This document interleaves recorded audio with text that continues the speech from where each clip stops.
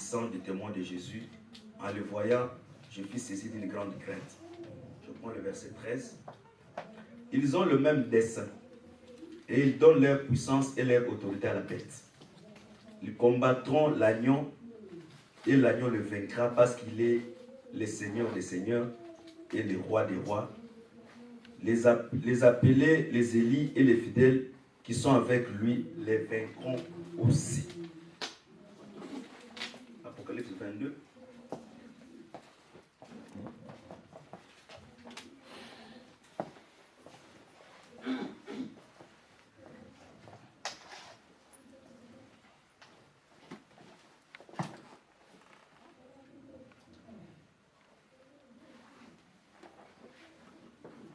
Apocalypse 22, je commence par le verset.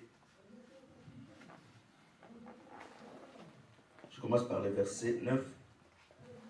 Mais il me dit, garde-toi de le faire. Je suis ton compagnon de service et celui de tes frères, les prophètes, de ceux qui gardent la parole de ces livres, adorent Dieu.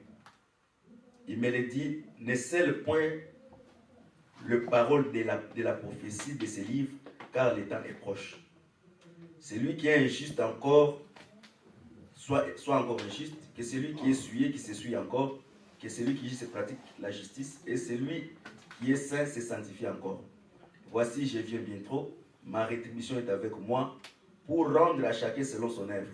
Je suis l'alpha et l'oméga, le premier et le dernier, le commencement et la fin. Heureux celui qui lave leurs robes afin d'avoir droit à l'arbre de vie, d'entrer par les portes dans la ville. Dehors les chiens, les magiciens, les débauches, les meurtriers, les idolâtres, quiconque aime et pratique les mensonges. Moi, Jésus, j'étais envoyé un ange à tester des choses dans l'église. Je suis le rejeton de prostituées de David, l'étoile brillante du matin. L'esprit de l'épouse dit, viens, que celui qui attend dise, viens, que celui qui a soif vienne, que celui qui veut prendre de l'eau de la vie gratuitement. Je déclare, à quiconque entend la parole de la prophétie de ces livres, si quelqu'un y ajoute quelque chose, Dieu le frappera des fléaux décrits dans ces livres. Si quelqu'un retranche les choses de la parole de ces livres, de cette livre de la prophétie, Dieu retranchera sa part dans l'œuvre de la ville et de la ville sainte décrit dans ces livres. Parole du Seigneur. Amen. Que le Seigneur bénisse la lecture de sa parole. Amen. Je crois bien nous parler un peu sur l'homme du péché. Par la grâce de Dieu, nous ne voulons plus encore retourner un peu trop en arrière, mais nous parlons un peu que Paul nous avertit. Il dit qu'il faut premièrement qu'il paraît l'homme du péché, celui que le Christ détruira par le souffle de son avènement.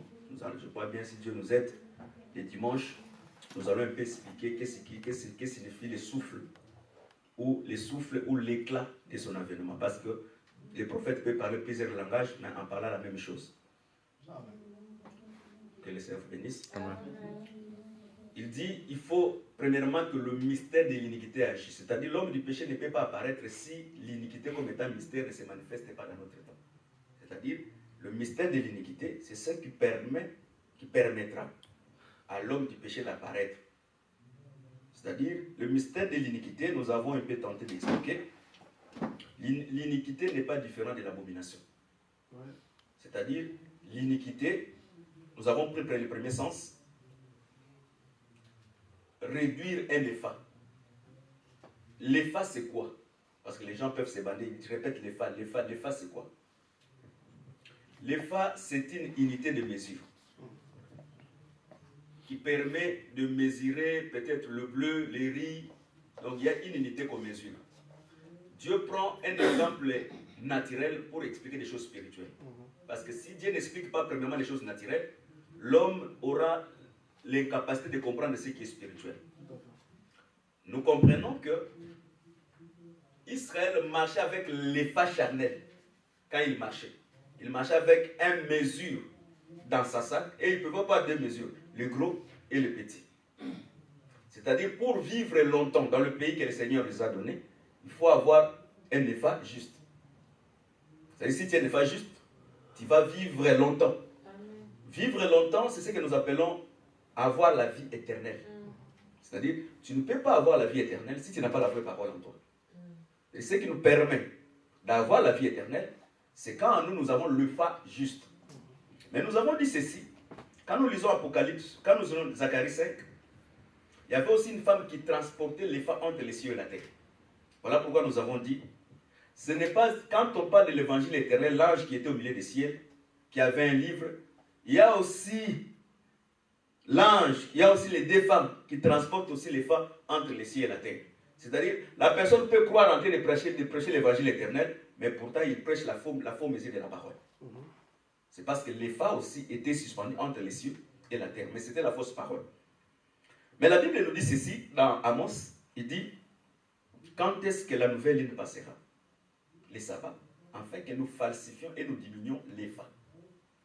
Ce qui empêche aujourd'hui que l'homme du péché puisse apparaître afin qu'il puisse exercer son ministère, réduire les femmes. L'écriture que je vous ai donnée d'Amos 8, verset 5, c'est là où nous disons qu'après l'enlèvement de l'Église et après le ministère de 2 témoins, la Bible sera modifiée. C'est au travers de cette écriture. Parce que c'est cette écriture qui dit, nous entendons les nouvelles lignes et les sabbats puissent passer, afin que nous falsifions la parole et que nous diminuions les femmes. C'est ça. C'est-à-dire la Bible que nous détenons, après l'enlèvement de l'Église et après le retour de la grâce d'Israël à l'Église, on aura pris cette Bible ici. D'ailleurs, parmi les plusieurs fois antichrists, le pape s'est élevé pour dire que la Bible que nous avons aujourd'hui, elle est caduque, qui doit être modifiée. On doit modifier cette Bible, elle ne répond pas aux exigences modernes d'aujourd'hui. Or, nous savons que la Bible, c'est un coutume. Mais les coutumes ne se modifient pas. Les coutumes demeurent telles qu'ils étaient. C'est-à-dire, nous comprenons déjà qu'il y a une préparation de la modification de la Bible. C'est-à-dire, ce qui empêche que les femmes soient réduites, c'est le sabbat et la nouvelle ligne. Mais, quand nous parlons de ce qui empêche que le sabbat et la nouvelle ligne, ce n'est pas dans toute cette terre. C'est seulement dans l'église épouse. Parce que l'église étant épouse, il a un chandelier qui permet d'éliminer encore la parole de Dieu. Mais dans le monde, par le mystère de l'iniquité, les fa est déjà réduit.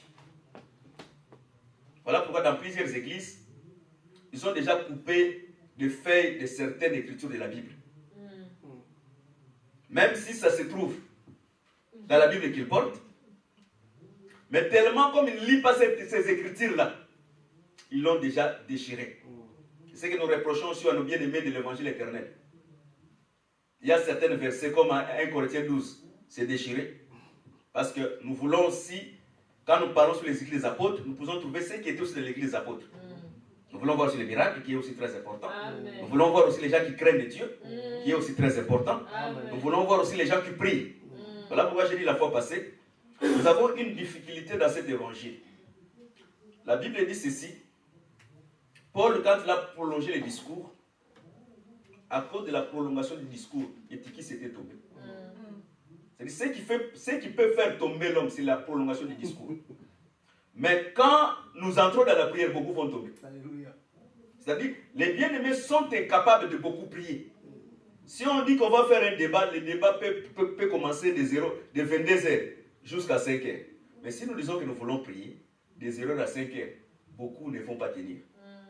Or, la parole et la prière marchent ensemble. Amen. Le même degré de la parole qui est déversée, c'est la même aussi portion de la prière qui va être déversée. Voilà pourquoi au temps de Noé, l'arche ne montait pas seulement à cause de la pluie qui venait d'en haut.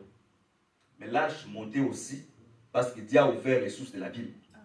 C'est les sources de la Bible permettaient aussi, la prière permet aussi avec la parole, afin que nous puissions atteindre la perfection. Voilà pourquoi nous disons chaque fois, si même on ne t'attrape pas avec le péché, mais tu n'as pas une vie de prière. Moi, je crois à la parole, bien que je ne t'ai pas vu, mais je te considère déjà un pécheur. Parce que l'Écriture dit, priez pour que vous ne tombez pas dans la tentation. C'est-à-dire quand tu ne pries pas, même je ne t'attrape pas, mais je sais que tu tombes chaque fois dans le péché. Parce que la grâce, ce n'est pas seulement le fait de se surprendre en train de pécher, mais la grâce, c'est aussi ta propre conscience. Amen. Que le Seigneur bénisse. C'est-à-dire, le fa qui est sorti, où on a mis une plombe, c'est-à-dire on a déjà mélangé les fa. Cette fa sera déposée dans une maison à Shinéar. Shinéar, c'est ce que nous appelons Babylone. Parce que géographiquement, Shinéar, c'est Babylone. C'est-à-dire, les prophètes, ils changent que de langage, mais pour parler tout la même chose.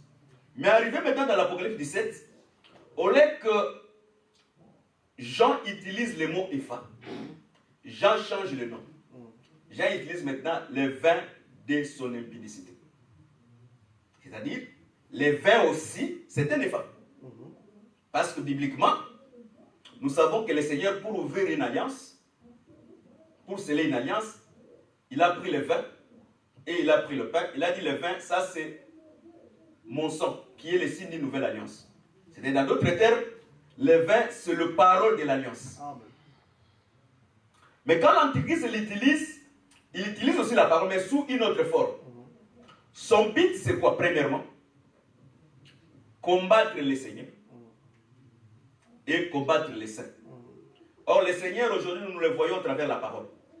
C'est-à-dire, le but de l'Antichrist aujourd'hui dans le mystère de l'iniquité, c'est combattre et s'opposer de la vérité. Cet évangile de la vérité, ce n'est pas tout le monde qui peut l'accepter. Si tu vois quelqu'un accepter cet évangile, sache-le que Dieu l'a prédestiné avant la fondation du monde. Amen. Si Dieu ne l'a pas prédestiné, le fa que cette femme est en train de transporter sera déposé dans sa vie, dans sa maison. Parce que notre corps, c'est une maison. C'est-à-dire, si en toi on ne trouve pas le bon fa, on trouve la mauvaise. Voilà pourquoi nous ne permettrons pas la falsification de la parole de Dieu aussi longtemps que le sabbat est encore là. Voilà pourquoi nous veillons. Nous veillons sur les Écritures. Vous savez, je vous ai dit le dimanche, les villes à rectangle, c'est une malédiction. Les villes à rectangle, c'est une malédiction. Parce que l'Epha ici, il est en rectangle, il n'est pas carré. Même le tabernacle de Moïse n'était pas carré. Le tabernacle de Moïse était un rectangle. Et quand tu lis Moïse, tu verras que Moïse a construit le tabernacle dans 3 dimensions. La longueur, la hauteur et la largeur. Moïse n'a pas construit le tabernacle dans la profondeur. Mais quand Paul vient, Paul commence à expliquer comment on devait connaître Dieu. Il dit dans la largeur, dans la longueur, la largeur, la hauteur et la profondeur. Dans d'autres termes, la largeur, c'est la doctrine. La longueur, c'est la connaissance. Et la hauteur, c'est la prophétie. Et la profondeur, la hauteur, c'est la révélation. Et la profondeur, c'est la prophétie. Parce que la prophétie, c'est Dieu dans sa profondeur. C'est là où on exploite la sagesse de Dieu. Voilà pourquoi, comme la femme avait la notion que le puits était profond. Pour puiser, il faut avoir un fil. Mais le Seigneur, il a oublié que le Seigneur lui-même, il était le fil le plus profond. Parce que le ministère, c'est ça le fil. Qui doit aller dans la profondeur pour puiser la sagesse. Parce que la sagesse, on ne le trouve pas parmi les hommes. Que le Seigneur bénisse. Voilà pourquoi nous veillons. Parce que notre salut dépend de ce que nous écoutons. Vous savez, des fois, les gens croient. Quand nous venons dans l'église, quelqu'un est en train de prêcher, il y a des gens qui viennent écouter les gens par motif. Non. Quand nous venons dans l'église, ce n'est pas les gens qui viennent écouter par motif. Mais dans notre homme intérieur, il y a toute une Bible. Et cette Bible-là, quand tu fais sortir une parole qui n'est pas conforme à la Bible qui est écrite à l'intérieur, c'est là où il y a une petite contradiction. Mais ce n'est pas que la personne est quittée dans sa propre maison pour venir un peu pour contredire les gens. Mais c'est seulement que dans nous, il y a encore une autre Bible qui se trouve en nous. Il faut que ce que tu prêches, quand tu répètes, parce que le pharaon, même s'il oublie les songes, mais quand tu répètes les songes, il va se souvenir comme les songes étaient. C'est-à-dire, même si j'ai oublié, parce que le temps c'est l'oubli, mais quand tu commences à répéter, je dois savoir que les songes étaient comme ça. Mais si tu répètes en dehors de ce que moi j'avais, c'est là où il y a un peu de petits problèmes. Que le Seigneur bénisse. Amen. Maintenant, cet épha, la Bible dit, c'est lui qui augmente. Il sera frappé par le flot. C'est lui qui retranche. Il perd le part dans l'arbre de vie. C'est-à-dire, Jean répète Deutéronome 25, mais d'une autre manière. Parce que Deutéronome 25, il dit l'épha, mais Apocalypse 22, il dit, c'est lui qui retranche la parole de la prophétie. Ou c'est lui qui augmente. C'est-à-dire, c'est lui qui ajoute. C'est-à-dire, la prophétie, pour que quelqu'un puisse prêcher la prophétie, premièrement, il doit avoir la connaissance de la doctrine. Il doit avoir la connaissance. Il doit avoir la connaissance. Il doit avoir la connaissance de la révélation. Et la prophétie, maintenant, lui permettra de situer la révélation, la doctrine, la connaissance dans le temps. Si quelqu'un ne maîtrise pas la doctrine, il sera difficile de mieux prêcher la prophétie. Parce que la prophétie, c'est Dieu dans la profondeur. La prophétie n'est pas facile, Dieu dans la profondeur. Voilà pourquoi la Bible appelle la prophétie comme étant une lampe qui brille dans les lieux obscurs. Et la Bible dit très bien là-bas que cette parole de la prophétie ne soit pas objet d'une interprétation particulière. Quand Dieu parle de cela, il ne parle pas premièrement sur les dons de la prophétie. Quand Dieu parle de cela, il parle premièrement de la parole prophétique. Parce que la parole prophétique qui nous dit que Dieu a créé la terre, il a créé aussi les ciels. Un jour, les ciels et la terre sera aussi jugés. La prophétie nous permet d'avoir l'œil sur ce qui se passe sur la terre. Voilà pourquoi nous avons décrit un peu les abominations. Nous avons dit, quand on couche avec un homme comme on couche avec une femme, c'est déjà une abomination. Et c'est ça l'iniquité. Or, le monde actuel, Dieu a pris seulement ce qui était passé à Sodome et Gomorrhe. Dieu l'a ramené aussi dans notre temps. Mais ce qui est étonnant, tu verras un enfant de Dieu ami d'un homosexuel. Un frère, une sœur, ami d'une lesbienne. Oh non, ça ne me regarde pas ce qu'il a fait. Non. Entre la lumière et les ténèbres, il n'y a pas de relation. Paul dit ceci dans Éphésiens. Éphésiens 5, je crois bien. Lisons un peu cette écriture. Éphésiens 5.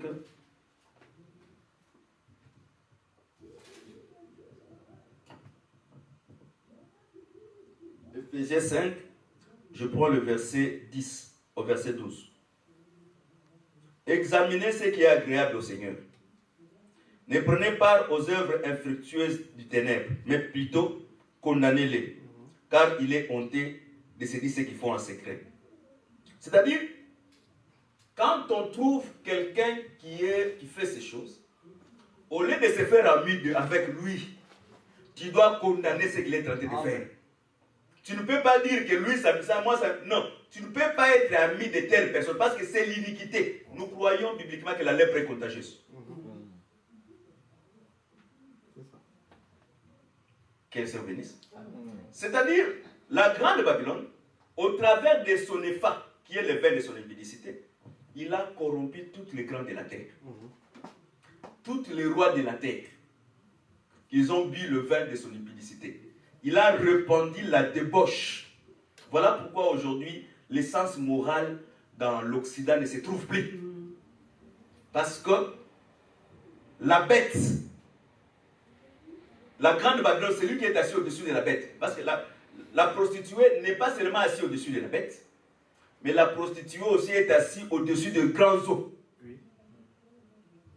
S'il est assis au-dessus de la bête, c'est parce que la bête, comme étant le pouvoir politique, lui permet d'atteindre les mêmes, parce qu'ils ont les mêmes destins. Il doit atteindre les mêmes objectifs. Mais il n'est pas seulement assis au-dessus de la bête, mais il est assis aussi au-dessus des grands eaux.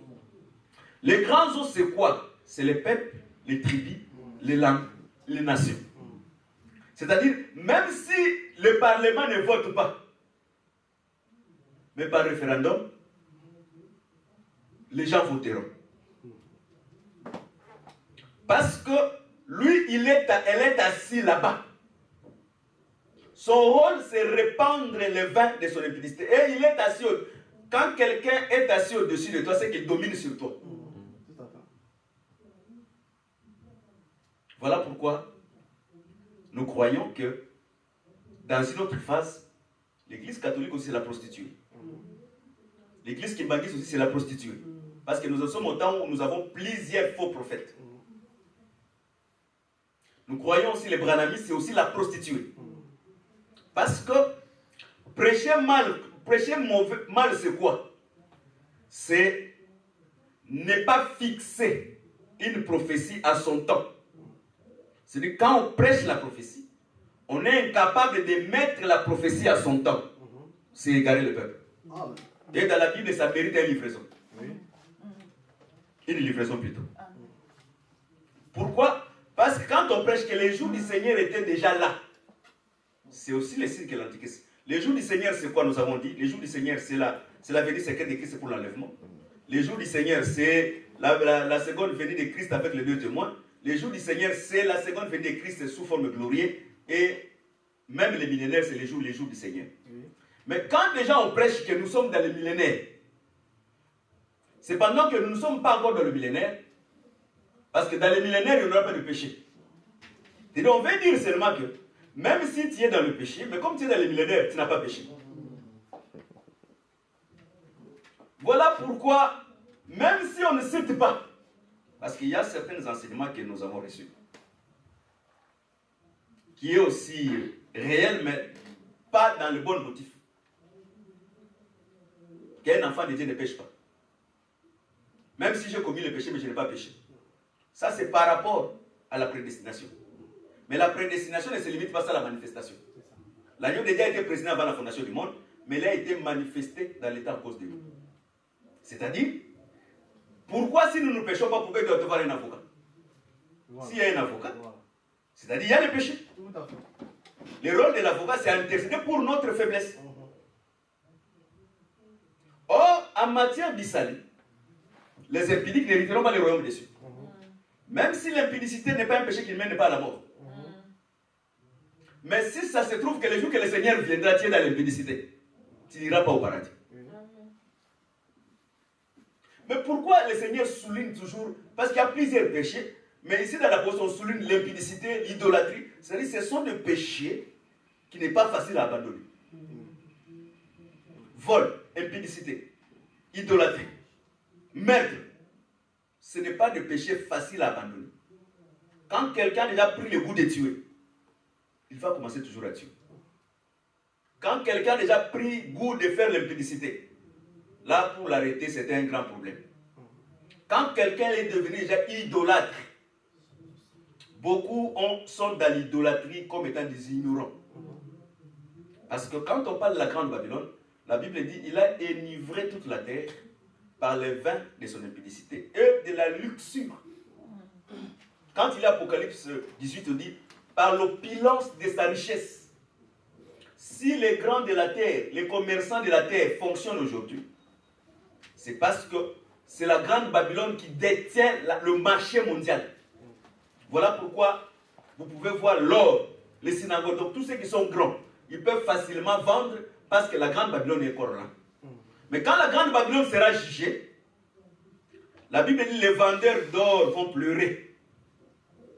Parce que Dieu a mis dans la bête le dessein de dépouiller la prostituée. Pour accomplir l'écriture qui dit que un royaume divisé ne subsiste pas. Dans Dieu, en Christ, il n'y a pas un royaume divisé. Mais chez les diables, il y a un royaume divisé.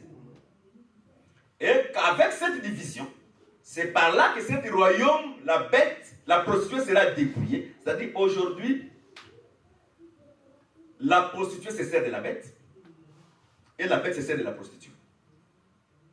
C'est-à-dire quand la bête vote une loi, la prostituée, l'église morte, lui, il valide cette loi même dans l'église. On peut voir dans les églises le mariage des couples de même sexe est validé. Or, au commencement, Dieu créa l'homme et Dieu créa la femme. Tout à fait. C'est par là que nous comprenons que le monde est dans les dérives. Voilà pourquoi le bon sens, le respect. Aujourd'hui, la Bible ne dit pas qu'il faut respecter certains hommes. Il faut choisir les hommes pour respecter. La Bible dit respecter tout le monde. Amen. Quand tu vois quelqu'un, pour que nous sachions que tu as le bon sens, tu dois respecter cette personne. Mais aujourd'hui, nous avons déjà, même dans notre évangile, ils ont un certain nombre de gens qui donnent du respect. Il y a un autre qui ne donne pas du respect. Et il y a une différence entre le respect et se dire la vérité. C'est ça. Il y a une différence entre le respect et se dire la vérité. Mais quand on dit la vérité, on doit aussi utiliser la charité. Parce que la charité qui te permet de parler avec amour avec ton frère. Bien que tu parles des choses difficiles, si lui c'est un enfant de Dieu, il doit recevoir ça avec amour. Donc, l'EFA qui est aujourd'hui, pour nous, l'église elle est entière. Mais pour d'autres églises, ils ont déjà retiré, ils ont déjà retranché et ils n'ont plus part à l'arbre de vie. Voilà pourquoi beaucoup des églises que nous voyons. Vous pouvez dire, est-ce que Dieu peut permettre que toute une grande multitude aille dans l'enfer? D'ailleurs, la porte, Dieu n'a jamais utilisé pour les salis la porte spacieuse. Dieu pour les salis a toujours utilisé la porte resserrée. C'est-à-dire, les salis, Dieu toujours a sauvé une minorité. Cette minorité-là, c'est ça le grand nombre chez Dieu. C'est ça. Vous croyez qu'au temps de Sodome et Gomorrhe, il y avait des gens qui faisaient des sciences occultes.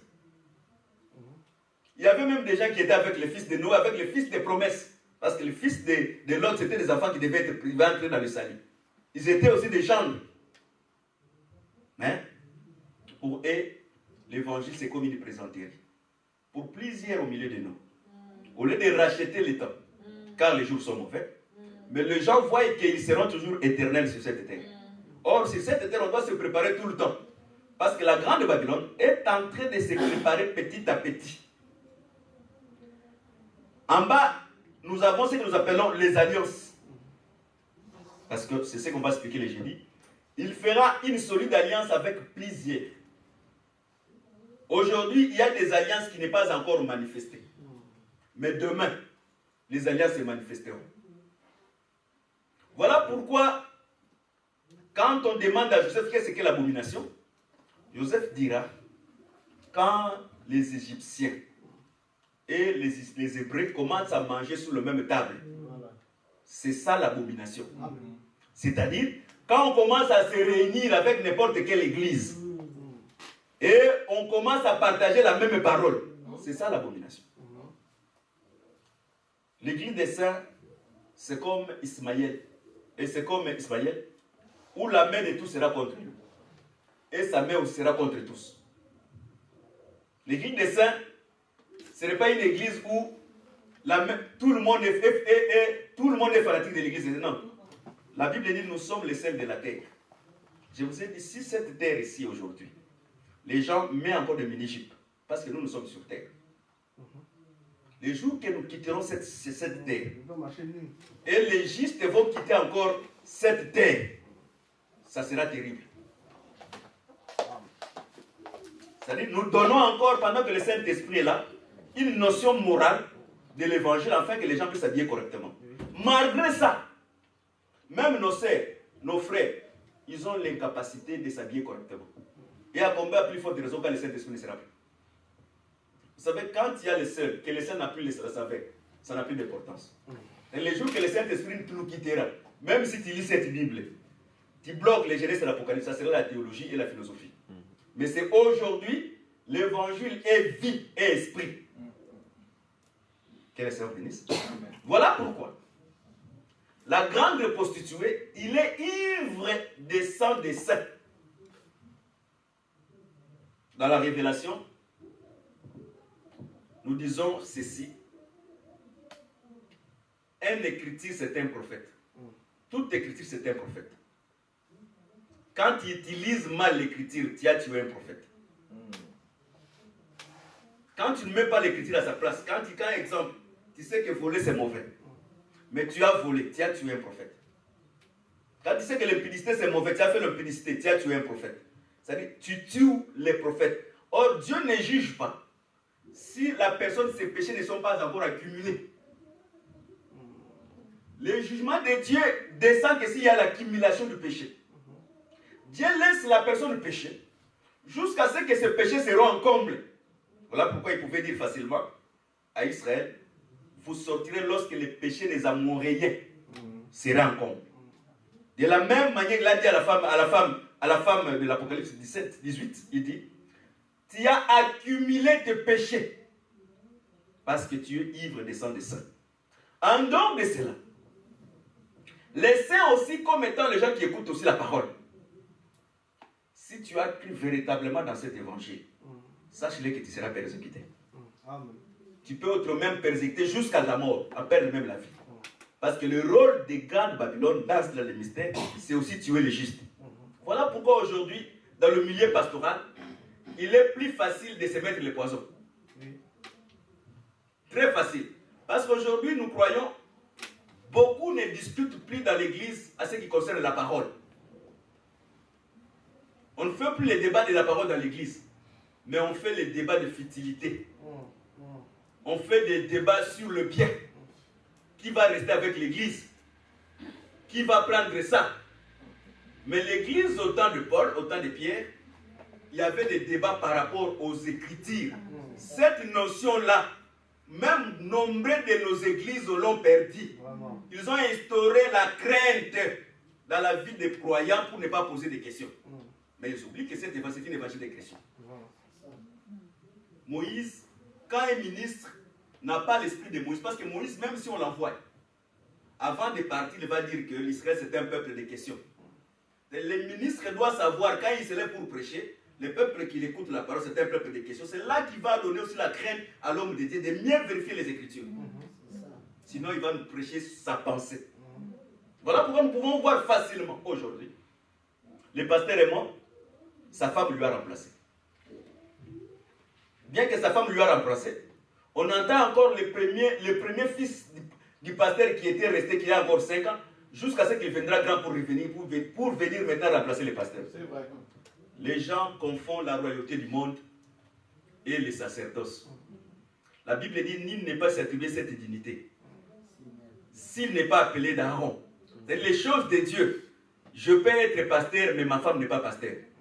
Voilà pourquoi, quand on appelle le pasteur papa à cause de la foi, on n'appelle pas sa femme maman. On peut appeler pasteur papa. Parce que le pasteur, il est le père. Il a engendré par la foi.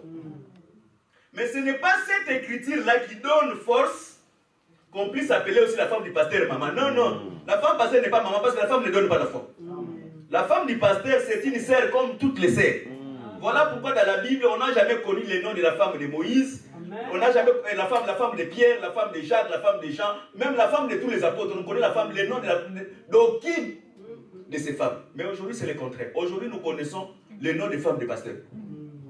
Parce qu'ils ont pris la place dans l'église.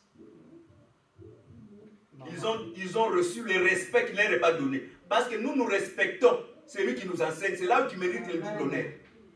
La femme du pasteur, c'est une sœur comme toute autre sœur qui a besoin aussi qu'il soit prêché pour recevoir les saluts. Aujourd'hui, nous sommes au temps où les cultes extérieurs s'introduisent dans l'église des saints. Où tu peux voir les femmes des pasteurs occupent plusieurs postes dans l'église. Même invisiblement.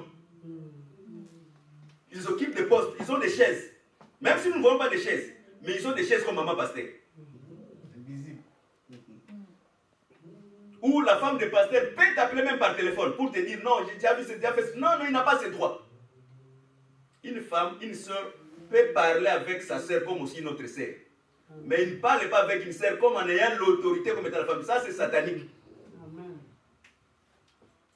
Mais comme nous sommes au temps de la fin, les choses ne marchent pas comme prévu. Parce que l'iniquité. Il faut lire très bien la Bible. Quand il lit Matthieu 25, la Bible dit les vierges sages et les vierges folles s'endormir et s'assouplir. Tout à fait. Nous croyons en étant dans cette corps, nous dormons. Mais nous pouvons perdre aussi une réflexion, parce que s'assouplir, c'est perdre, oublier, en étant dans cette chair. Voilà pourquoi tu peux voir facilement la Sunamite, même dans les temps de Kedar, il pouvait localiser là où Salomon était. Aujourd'hui, nous voyons le Seigneur au travers de la vision, qui est l'enseignement de la grâce que nous prêchons. Mais physiquement, comme ça, on n'a pas encore vu le Seigneur. Mais les Écritures, c'est une vision qui nous permet de localiser et de parler aux autres là où le Seigneur est tenté de se cacher. Même dans les ténèbres, la Sunamite avait la capacité dans le temps de Kedar, là où régnait les ténèbres, de dire que mon bien-aimé est parmi les troupeaux, mon bien-aimé c'est ceci. C'est-à-dire, l'Église a la capacité. C'est là où on dit qu'il faut que les principautés, les autorités sachent qu'au travers de l'Église, nous avons la sagesse infiniment variée de Dieu. Nous n'avons pas besoin de temps de prêcher les démons. Nous, on n'a pas besoin de prêcher l'occultisme. Nous n'avons pas besoin de prêcher les francs-maçons. Mais si les francs-maçons, c'est les francs-maçons qui doivent savoir au travers de l'Église, parce que nous sommes une montre dans les temps. Nous sommes la montre qui explique comment le Seigneur viendra. Parce que l'esprit de l'époux dit toujours à l'époux de venir. C'est-à-dire, aujourd'hui, si les francs-maçons veulent connaître la sagesse infiniment variée de Dieu au travers de l'Église, voilà pourquoi l'Église est plus puissante que les francs-maçons. Est plus puissante que la sorcellerie. Que personne ne te dit, que personne ne te transmet l'enseignement de la sorcellerie dans l'Église en croyant que les sorciers vont te faire peur. Si un sorcier veut te manger, s'il avait la capacité de te manger, il va te manger. Mais le Seigneur a dit ceci à Job. Je permets à Satan de toucher tous tes biens, mais je ne le permets pas de toucher à ta vie. Le diable peut tout toucher, sauf à notre vie. Amen. Voilà pourquoi un enfant de Dieu, quand il quitte sur la terre, c'est le Seigneur qui a permis. Amen. Parce qu'il peut tout toucher, il peut toucher à ma richesse, il peut toucher à ma santé. Bien qu'il touche cela, la promesse de la restauration est avec nous. Amen. Amen. Mais il y a plusieurs églises, même dans les évangiles éternels, ils ont semé la terreur de la sorcellerie dans l'église. Un sorcier, il est égal à un prostitué. Il est égal à un voleur. Ce sont tous des péchés. Voilà pourquoi le Seigneur peut, de la même manière, il peut délivrer un sorcier. De la même manière, il peut aussi délivrer un voleur. De la même manière, il peut délivrer un occultiste. Parce que la puissance de l'évangile doit se manifester. Il doit connaître au travers de l'église. Voilà pourquoi au temps de Philippe, quand il est parti à Samarie, le magicien le plus renommé pouvait se convertir parce qu'il avait vu la puissance de Dieu était plus supérieure. Amen. Voilà pourquoi nous voulons aussi que dans nos églises, dans ces temps de la fin, que la puissance de Dieu aussi puisse se manifester. Nous voulons le palper, non comme des simples slogans, mais nous voulons aussi palper cela. Comment on peut palper cela? C'est quand le prédicateur prêche et nous communique aussi l'espérance. Parce que le prédicateur, je suis vers la fin, le prédicateur peut détruire aussi l'espérance de plusieurs. Quand je prêche, le Seigneur va nous aider, mais seulement même s'il ne nous aide pas aujourd'hui, les jours de l'enlèvement, le Seigneur va nous aider. Mais parce que pendant que les personnes ont besoin d'une solution dans l'immédiat, il faut prêcher l'espérance. Si le Seigneur fera de sa manière, ça c'est gloire au Seigneur. Mais à ce moment-là, l'homme doit croire, quand il écoute la parole doit lui donner la solution. Quand on dit même que Dieu c'est le Père des orphelins, cette écriture doit revêtir la chair. Amen. Quand on dit qu'à l'Israël, on n'a pas de femmes stériles, cette écriture doit revêtir. Mais le prédicateur peut détruire l'espérance. Mais après avoir détruit l'espérance, le même prédicateur, il va maintenant commencer à chercher où est-ce que sa femme ira pour concevoir. C'est par là on va voir même les prédicateurs de cet évangile vont envoyer leurs femmes ici en Europe, même chez les prêtres catholiques, pour dire que le Seigneur m'a exaucé de ma prière. Quand la femme d'un prédicateur va chez un prêtre catholique, mais cette frère dans notre évangile a abandonné la foi. Il mérite d'être livré. Il n'a pas le droit de prêcher. Voilà pourquoi nous avons aussi besoin dans nos églises ici qu'il y ait des dons. Si tu n'as pas de dons, tu as des bien-aimés qui ont des dons, associe tes bien-aimés pour ton situation, on va prier, le Seigneur va exaucer. Mais quand il dit que je peux l'envoyer chez les prêtres, parce qu'il y a des prêtres ici en France, il y a des prêtres tu peux aller les consulter, ils t'assistent. Ça, c'est le vin de la grande Babylone. Le diable ne peut pas mettre quelque chose de bon dans ton ventre. Amen. C'est ça. Voilà pourquoi nous avons besoin dans les temps de la fin. Bien que le miracle, qui est aussi un symbole satanique, mais les miracles comme aussi les symboles de Dieu existent. Amen. C'est quand il y a le vrai, c'est là où on aura la différence entre le vrai et le faux. Mais quand nous ne voyons pas le vrai, comment on peut faire la différence? C'est ça. Que le Seigneur vous dise. Amen. Voilà pourquoi nous croyons qu'aujourd'hui, quand nous parlons de l'EPHA ne se limite pas seulement de la prédication. Mais le miracle aussi, c'était l'EPHA. Parce que le vin de la grande Babylone, qui répand sur toute la terre, c'est aussi le miracle. Quand tu veux voir le miracle aujourd'hui pour un féticheur, pour un marabout, c'est très facile. Tu le verras à l'instant.